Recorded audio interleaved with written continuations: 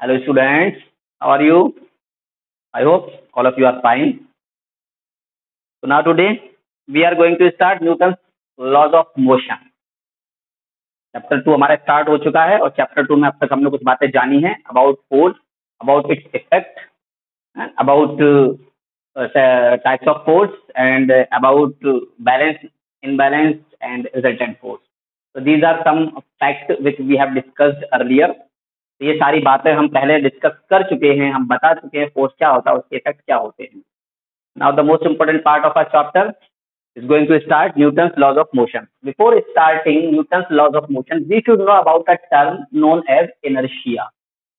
तो हमें ये जानना बहुत जरूरी है कि इनर्शिया क्या होता है. ठीक है, न्यूटन्स लॉज ऑफ मोशन पे जानने से पहले हमें क्या जानना है, व्हाट इज इनर्शिया. तो इनर्शिया हम कह सकते हैं कि हर एक ऑब्जेक्ट की एक प्रॉपर्टी हुआ करती है, जिस प्रॉपर्टी की वजह से वो ऑब्जेक्ट अपनी पोजीशन में होने वाले चेंज का अपोज करता है. Means every object always oppose the change in its position. Means the object always remains in that position in which it is. जिस पोजीशन में वो है उसी पोजीशन में बने रहना चाहती है ना. ये चौक मैंने यहाँ रखा, अब ये यहीं रहेगा. अगर मैं इसको हटाऊंगा, यानी इसको हटाने के लिए मुझे पुश करना है, पुल करना है, यानी फोर्स लगाना है. यानी कि इसकी पोजीशन को चेंज करने के लिए तुम्हें फोर्स अप्लाई करना पड़ेगा. मतलब ये हुआ कि हमें उस ऑब्जेक्ट की पोजीशन चेंज करने के लिए फोर्स लगाना है, यानी कि ये काम हम फोर्सफुली करा रहे हैं. अगर मैं इसको एक छोटे से एग्जाम्पल से समझाना चाहूँ तुम्हें, तो मैं ये कह सकता हूँ कि सपोज करो एक बच्चा बैठा हुआ था एक सीट पर, स्कूल में फर्स्ट सीट पर सबसे पहले आकर कोई बच्चा आकर बैठ गया. टेबल हो गया, जगह घेरी, पहले आया फ्रंट सीट पर आकर बैठ गया, उसे आगे की सीट पर बैठकर पढ़ाई करनी थी. उसके बाद में कोई दूसरा स्टूडेंट आता है और दूसरा स्टूडेंट आकर उससे कहता है भाई यहाँ से हट, मैं बैठूंगा. देन वो स्टूडेंट क्या कहेगा जो पहले से बैठा हुआ है? पहले से बैठा हुआ स्टूडेंट कहेगा क्यों. वो क्वेश्चन करेगा क्यों हटूं, मैं पहले आया हूँ, पहले बैठा हूँ. यानी कि वो जहां बैठा है वो वहां से हटने के लिए अपोज करा. दूसरे स्टूडेंट ने उससे कहा हट जाओ, उसने कहा नहीं हटूंगा. तो ये जो रेस्ट्रिक्ट, यानी कि ये जो अपोज करने की टेंडेंसी है उस बच्चे की, जो बैठा हुआ है वो हटना नहीं चाह रहा है, दिस इज कॉल्ड इनर्शिया. इसे हम क्या कहते हैं? इनर्शिया कहते हैं. यानी कि अगर दूसरा वाला बच्चा जो है बाद में वो थोड़ा सा स्ट्रांग है ना, ताकतवर है, उसे पुश करके हटा देगा, उसे जोर जबरदस्ती कर लेगा. दूसरा स्टूडेंट कमजोर है पहले वाला, वो हट जाएगा. तो अब यहाँ पर क्या हुआ, अगर उस स्टूडेंट ने उस पर फोर्स लगाकर उसे हटा दिया, फोर्सफुली उसकी पोजीशन को चेंज कर दी, यानी कि उसने वॉलंटरी अपनी मर्जी से पोजीशन चेंज नहीं की. This is inertia. जो उसके अंदर प्रॉपर्टी, जो उसने ना कहने वाली जो प्रॉपर्टी है, और हर एक किसी के अंदर है. मैं यहाँ खड़ा हूँ, कोई मुझसे आके हटो यहाँ से, आई विल से व्हाई, क्यों हटू, नहीं हटता. तो ये जो प्रॉपर्टी होती है ना कहने वाली प्रॉपर्टी, हम जनरल बात समझाने के लिए एग्जाम्पल दे रहे हैं, इसको हम इनर्शिया कह सकते हैं. ऐसी जो ऑब्जेक्ट रखा हुआ, कोई हैवी वेट रखा हुआ है, उस हैवी वेट को मुझे उसकी पोजीशन से डिस्प्लेस करना है तो क्या लगाना पड़ेगा? फोर्स. इनर्शिया है उसके अंदर, इसी में तुम्हें फोर्सफुली उसे वहां से हटाना पड़ रहा है. तो the property of object due to which an object always opposes the change in its position. उसकी होने वाली पोजीशन में चेंज होने वाले चेंज को क्या करता है? अपोज करता है. उसे हम क्या कहते हैं? इनर्शिया कहते हैं. ठीक है, ये छोटे से एग्जाम्पल से आई थिंक आप लोगों को क्लियर हो गया होगा व्हाट इज इनर्शिया. अब हम दूसरी बात बताते हैं कि हम इसको एक्सपीरियंस कहाँ करते हैं, ये प्रॉपर्टी कहाँ यूज हो रही है, हमारी डेली लाइफ में इसको कहाँ एक्सपीरियंस करता रहे हैं. तो हमने ये देखा है कि जब भी हम अगर किसी बस पे बैठे हैं, गाड़ी पे बैठे हैं, बाइक पर हैं, कार में हैं, बस में, किसी व्हीकल पर हैं, हम वो रुका हुआ है तो हम उसके साथ रेस्ट में हैं. बस का एग्जाम्पल ले लेते हैं, हम बैठे हुए रेस्ट में, बाइक पे बैठे हुए. अब अचानक से क्या किया, ड्राइवर ने एक्सीलरेटर दीजिए, गाड़ी को स्टार्ट कर दिया. तो जैसी गाड़ी स्टार्ट किया और हम पूरी तरीके से रेस्ट में है, रेस्ट की पोजीशन का हम आनंद ले रहे हैं, मजे ले रहे हैं, हम बैठे हुए हैं. अचानक से जैसे होगा हमें अचानक से पीछे की तरफ झटका लगे तो गाड़ी आगे बढ़ी. अब पीछे बाइक पर भी अगर हम फोन वोन चला रहे हैं, हमें नहीं दिख रहा और गाड़ी अचानक से आगे बढ़ा दी है, जो चला रहा है बाइक तो हम पीछे की तरफ ऐसे करके हो जाया करते हैं. Why does it happen? ऐसा क्यों होता है? It is because of inertia. क्यों? जब हम गाड़ी में बैठे हुए हैं, बाइक पर बैठे हुए हैं, तो हमारी पूरी बॉडी रेस्ट में है और ये रेस्ट में ही रहना पसंद करती है.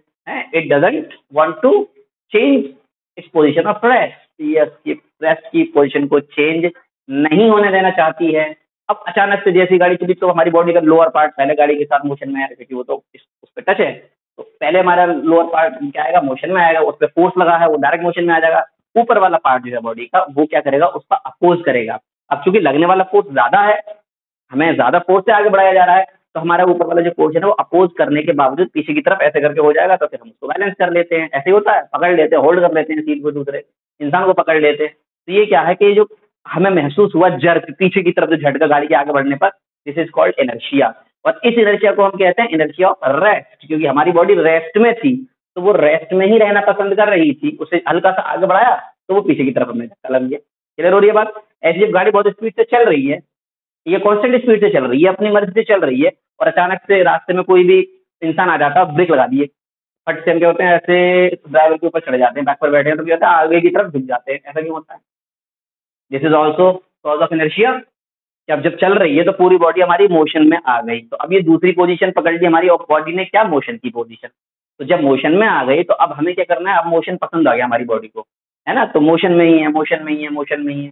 फिर क्या किया, मोशन में आते ही जैसे ही ब्रेक लगाया अचानक से, तो अब लोअर पार्ट पहले रेस्ट में आया, लेकिन अपर पार्ट जो था वो अभी भी मोशन में रहना चाह रहा था, तो वैसे ही हम आगे की तरफ हो गए, रुक गए, रेस्ट में ले आए। तो ऐसा हमने करने के लिए फोर्स लगाना पड़ा, ये भी इनर्शिया ऑफ मोशन होता है। ऐसी डायरेक्शन का केस होता है, जब अचानक से टर्न लिया जाता है तो हम भी उसी डायरेक्शन में गिर जाते हैं। बस में खड़े हों तो सीट पकड़ लेंगे, इधर साइड में पकड़ लेंगे, होल्ड करेंगे इस चीज को बैलेंस करने के लिए। ऐसा क्यों हुआ? क्योंकि वो कहलाएगा इनर्शिया ऑफ डायरेक्शन। ठीक है, तो ये कुछ कॉमन एग्जांपल्स हैं जो इनर्शिया को डिफाइन करते हैं। इसके अलावा जो दूसरे एग्जाम्पल कह सकते हैं हम, जैसे कि डस्ट पार्ट, कोई कंबल गद्दा है, इसको हमने क्या करना है, डस्ट बाहर निकालनी है। तो अगर चादर है, कोई ब्लैंकेट है, दो आदमी पकड़ेंगे, दो कॉर्नर पे ऐसे ऐसे जल्दी जल्दी हिलाएंगे, तो उसमें क्या होगा, डस्ट पार्टिकल बाहर आ जाएंगे। या कोई हमारे पास बहुत कुशन है, उसमें मैं स्टिक लेकर बीट करना स्टार्ट कर देता हूँ, तो बीट करने से क्या होता है, उसके डस्ट पार्टिकल बाहर निकल कर आ जाते हैं। ये होता है इनर्शिया की वजह से। तो इनर्शिया की वजह से ऐसा क्यों होता है? क्योंकि जो अगर मैंने उसको ब्लैंकेट पे ऐसे जल्दी जल्दी ऊपर नीचे किया, तो जो पार्टिकल थे वो रेस्ट में थे, उसके अंदर वो रेस्ट में रहना पसंद करते हैं। हमने अचानक से फोर्स लगा के उस कंबल को उसकी पोजीशन से हटा दिया, पार्टिकल अपने रेस्ट की पोजीशन पर रहना चाह रहे थे, तो जैसे रेस्ट में, तो कंबल नीचे हो गया, पार्टिकल ऊपर, पार्टिकल बाहर निकल आए उससे। ये क्या है, इनर्शिया की वजह से। तो ये कुछ कॉमन एग्जाम्पल हैं हमारे इनर्शिया के। ठीक है, समझ में आ गया? इनर्शिया मतलब प्रॉपर्टी, यहाँ लिख सकते हैं हम। तो इनर्शिया का मतलब होता है the property of all object due to which object always oppose the change in its position. The change in its position is called inertia. क्या कहलाएगा ये? इनर्शिया कहलाएगा। ठीक है, तो inertia depends on the mass of object. It depends on mass of object. क्या करेगा? Object के मास पर डिपेंड करेगा।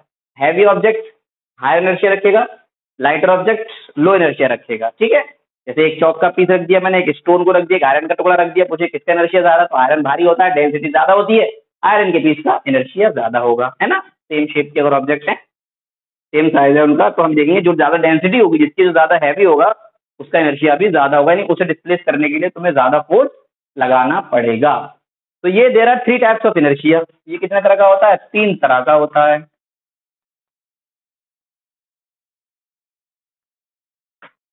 3 types of inertia.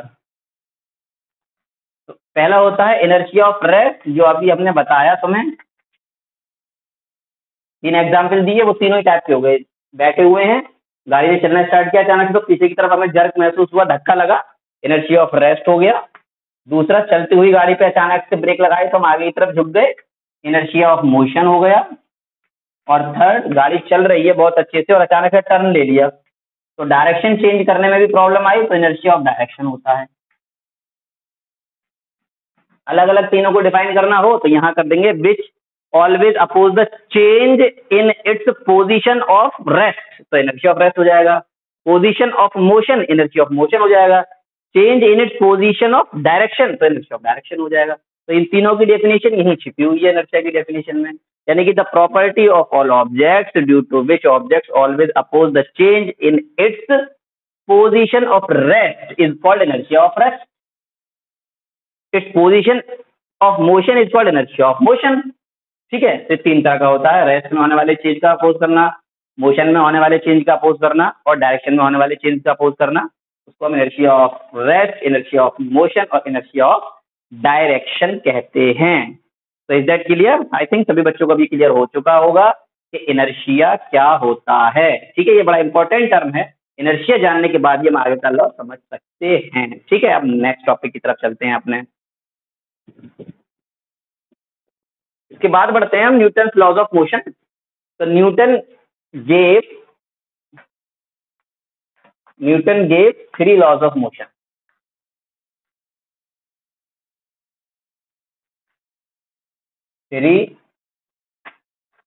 Laws of motion. तो पढ़ते हैं Newton first law of motion. Newton first law of motion. तो इसके बारे में जान लेते हैं. पहले मैं इसका स्टेटमेंट लिख देता हूं आप लोगों को. अकॉर्डिंग टू दिस लॉ, ठीक है, साफ साफ लिखेंगे सभी बच्चे. जैसा लिखेंगे स्टेटमेंट उसी तरह से इसको याद भी करना है, समझ भी लेना है. An object at rest remains at rest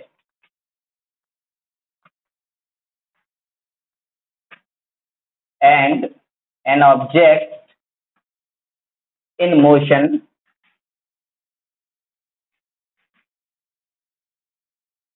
continue in motion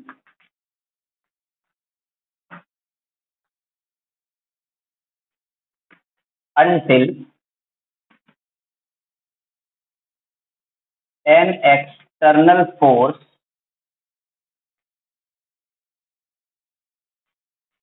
is applied on that object.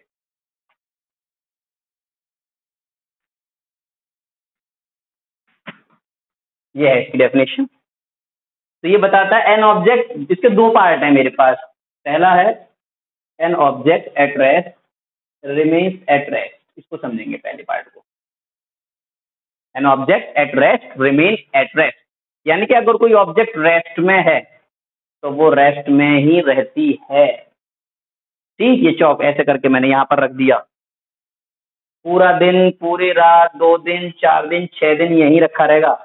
कब तक? जब तक मैं आकर इसको नहीं उठाता या कोई दूसरा बंदा आके इसको यहाँ से उठा के वहां नहीं रख देता.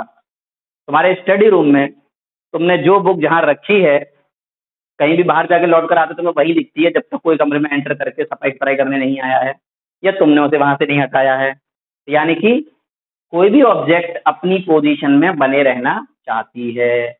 मीन्स रेस्ट वाली ऑब्जेक्ट रेस्ट में ही रहेगी अनटिल, लास्ट में क्या है, अनटिल एन एक्सटर्नल फोर्स से अप्लाइड. जब तक कोई दूसरा फोर्स में ना लगा दूं उस पर. ऐसा होता है? यस, ऐसा होता है. जो चीज हम जहां रखते हैं वही मिलती है जब तक उसके साथ कोई भी टच ना किया जाए, उसके साथ कोई भी हमने फोर्स लगाकर हटाया नहीं है, उसकी पोजीशन को चेंज नहीं किया है. Exact clear? Yes, I hope सभी स्टूडेंट्स को समझ में आ रहा होगा. अब इसका बट नेक्स्ट पार्ट समझने में थोड़ी सी दिक्कत हो जाती है हमें. जैसे an object in motion continue in motion. Motion वाली ऑब्जेक्ट मोशन कंटिन्यू करती रहेगी. कब तक? जब तक कोई एक्सटर्नल फोर्स नहीं लगा जाए. तो यहाँ जो वर्ड है ना एक्सटर्नल फोर्स, इसको समझेंगे. एक्सटर्नल फोर्स, तो ये एक्सटर्नल फोर्स लग रहा है, ये अगर नहीं लगेगा तो हमेशा ऑब्जेक्ट मोशन में बनी रहेगी. सपोज करो कि हमने एक बॉल लिया और उस बॉल को मैंने इसे रोल करके छोड़ दिया. तो जब रोल करके छोड़ूंगा तो वो धीरे धीरे धीरे धीरे रुक जाती है. अब इस एक्सपेरिमेंट को ऐसे परफॉर्म करो. 2 सरफेस ले लो. एक तो ले लो एकदम टाइल्स लगा हुआ फ्लोर, और एक साइड ले लो मड वाला फ्लोर पर जो है, एक पर मड है, मिट्टी वाला फ्लोर है, एक टाइल्स वाला फ्लोर है. 2 बॉल लो अलग अलग और दोनों बॉल को सेम फोर्स लगा के ऐसे सेम धक्का लगा के छोड़ दो. तो हम ये देखते हैं कि जो टाइल्स पर बॉल हमने फेंका है, यानी पुश किया है, वो ज्यादा दूर जाके रुकेगा, और जो मड वाले उस पर हमने सरफेस पर फेंका है वो जल्दी रुक जाएगा. ऐसा क्यों हुआ? मैंने तो बराबर पुश किया था एक जैसा का. तो इसमें लॉ ऑफ मोशन तो ये लग रहा है कंटिन्यू मोशन. बट क्या है जो रफ सरफेस होती है उसका फ्रिक्शन एक वर्ड होता है, 8th क्लास में आप लोगों ने पढ़ा होगा फ्रिक्शन। जब एक ऑब्जेक्ट दूसरे ऑब्जेक्ट पर रोल करती है, स्लाइड करती है, मूव करती है, तो क्या लगता है? फ्रिक्शन लगता है दोनों सरफेस के बीच में। तो वो फ्रिक्शन ये हो गया एक्सटर्नल फोर्स। क्या हो गया? External force. अगर मैं फ्रिक्शन कम कर दूं, बिल्कुल जीरो कर दूं, तब ऑब्जेक्ट नहीं रुकेगा। ऑब्जेक्ट नहीं रुकेगा, चलता जाएगा चलता जाएगा चलता जाएगा। स्पेस में देखा है, ऑब्जेक्ट घूमता रहता है, मूव करता रहता है, मूव करता रहता है। मोशन वाला ऑब्जेक्ट किसी और के ग्रेविटी के अंडर में आ गया, वहां चला गया। ग्रेविटी हटा दो तब भी वहां पर फ्लोट करता रहेगा। तो मोशन वाला ऑब्जेक्ट क्या रहेगा? मोशन में रहेगा। अगर हम एक्सटर्नल फोर्स हटा देते हैं, जब तक कोई एक्सटर्नल फोर्स नहीं लगाया जाता। तो यहाँ पर अगर हम अर्थ की सरफेस पर जब कोई एक्सपेरिमेंट ऐसा परफॉर्म करते हैं, तो हम मिनिमम फ्रिक्शन वाली सरफेस ले लेते हैं। जैसे टाइल वाला मैंने एग्जाम्पल लिया, वहां पर एक बॉल को छोड़ दो, रोल करा दो, तो बहुत दूर तक चली जाएगी। तो ऐसा क्यों है? मोशन वाली ऑब्जेक्ट मोशन में ही बने रहना चाहती है। अगर फ्रिक्शन ना हो तो ऐसा होता रहेगा, कंटिन्यू चलती चली जाएगी वो, है ना। तो ये फर्स्ट लॉ कहता है कि जो मोशन में है ऑब्जेक्ट वो मोशन में बनी रहेगी, और जो रेस्ट में है ऑब्जेक्ट वो रेस्ट में ही बनी रहेगी, जब तक कि उस पर कोई एक्सटर्नल फोर्स ना लगाया जाए, है ना। तो ये क्या करता है हमारे पास? पहला लॉ जो है, this law is also called law of inertia. Law of inertia. Inertia भी तो ये बताता है कि ऑब्जेक्ट अपनी पोजीशन में होने वाले चेंज का अपोज करती है। उसी तरह से ये कर रही है कि अपनी पोजीशन में होने वाले चेंज का अपोज कर रही है। यानी कि हम दूसरी लैंग्वेज में इस लॉ को ऐसे भी कह सकते हैं कि to change the position of rest और position of motion of an object we always need an external force. यानी कि हमें अगर ऑब्जेक्ट की पोजीशन को चेंज करना है तो हमें एक एक्सटर्नल फोर्स की क्या रहेगी? रिक्वायरमेंट रहेगी, कि there is always require an external force to change the position of rest or to change the position of motion of an object। तो किसी ऑब्जेक्ट की पोजीशन ऑफ रेस्ट या पोजीशन ऑफ ऑब्जेक्ट को change करने के लिए हमें क्या चाहिए? एक्सटर्नल फोर्स चाहिए। तो ये क्या करता है? ये बताता है फोर्स के बारे में भी। First law also defines force. First law inertia को डिफाइन करता है, फर्स्ट लॉ फोर्स के बारे में भी हमें बताता है। बात क्लियर आ रही है? तो ये हमारे पास फर्स्ट लॉ कह देता है एक ऑब्जेक्ट, अब सिंपली वे में समझ लेते हैं, एक ऑब्जेक्ट रेस्ट में है तो वो रेस्ट में बनी रहेगी। एक ऑब्जेक्ट अगर मोशन में है तो वो मोशन में ही बनी रहेगी, जब तक हम उस पर कोई एक्सटर्नल फोर्स अप्लाई नहीं कर देते हैं। This is called first law of motion. Is that clear?